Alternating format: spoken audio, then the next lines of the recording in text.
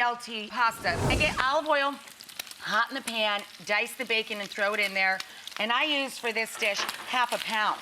I'm going to use a combination of shallots or chopped red or yellow onion and the leeks. And you're adding all of that into those smoky bacon drippings. I know. So we're going to season this up now with that fresh thyme, some fresh bay. Then I'm gonna grate in a couple of fat cloves of garlic right into the pan. And then you can really use any tomato product you like. I love canned cherry tomatoes. They come from Sicily primarily. Nice and sugary sweet, or fresh cherry tomatoes. If you want a super tomatoey sauce, you can add a little extra tomato puree or passata. Our white beans, of course.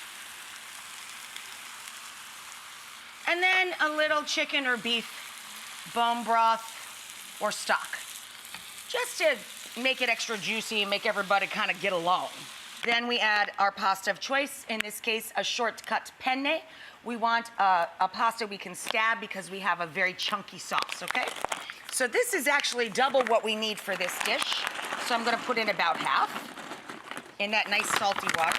I chose escarole for this dish. And we don't want them to lose all of their crispy factor. We want them to be what's tender crisp, okay? So we want to wilt them in once we drop the pasta and we're pretty close to serving. You don't want to kill them. You don't want to leave them in there all day.